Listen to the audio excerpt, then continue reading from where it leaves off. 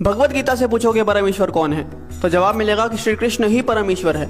और वहाँ आपको संत सूरदास जी, मीराबाई जैसे महान संत मिलेंगे जिन्होंने कृष्ण भक्ति में उस परम तत्व को प्राप्त कर लिया। आप शिव पुराण से पूछोगे कि परमेश्वर कौन है, तो जवाब मिलेगा कि शिव ही परम तत्व है। और वहाँ आपको ऋषि मार्कंडेय जैसे महान ऋषि योगी ज्ञानी मिलेंगे जो कि परम शिव भक्त हैं। कुरान कहती है कि खुदा सबसे बड़ा है। और वहाँ आपको फरीद जी जैसे महान सूफी संत मिलेंगे जिन्होंने अल्लाह अल्लाह की धुन से उस परम तत्व को प्राप्त कर लिया। और गुरबानी भी आपको एक ओंकार का उपदेश देती है। तो सवाल है कि इनमें से सही कौन है और गलत कौन है, और जवाब है कि इनमें से सही तो सारे हैं, लेकिन गलत वो इंसान है जो इनमें से किसी एक पथ पे चलते हुए बाकियों का अनादर करता है, अपमान करता है। इसीलिए कबीर जी ने कहा था कि कबीरा कुआं एक है, यानी कि वो जो परमात्मा है वो एक विशाल कुएं की तरह है, और पानी भरे अनेक, यानी कि हम और आप अलग अलग नामों से, अलग अलग स्वरूपों से उस भगवान को पुकारते हैं। लेकिन आगे कबीर जी कहते हैं कि भांडे ही में भेद है और पानी सब में एक। मतलब जो भांडा है यानी कि हम, भेद तो यहाँ पे है, क्योंकि आप इंसान को तो अलग कर सकते हो लेकिन भगवान को कभी बांटा नहीं जा सकता। अब प्याला चाहे सोने का हो या पीतल का,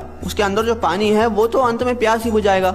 लेकिन अगर हम इस बात पे लड़ने लग जाए कि किसका प्याला ज्यादा बेहतर है, तो ना हम पानी पी पाएंगे और ना ही अपनी प्यास बुझा पाएंगे। जैसे दुनिया में हर जगह पे अलग अलग भोजन खाया जाता है, लेकिन हम कभी भी किसी और से जाकर इस बात पे तो नहीं लड़ते कि आप हमारी तरह भोजन क्यों नहीं करते, क्योंकि हमें पता है कि चाहे भोजन अलग अलग है लेकिन उसकी भूख और हमारी भूख एक जैसी है।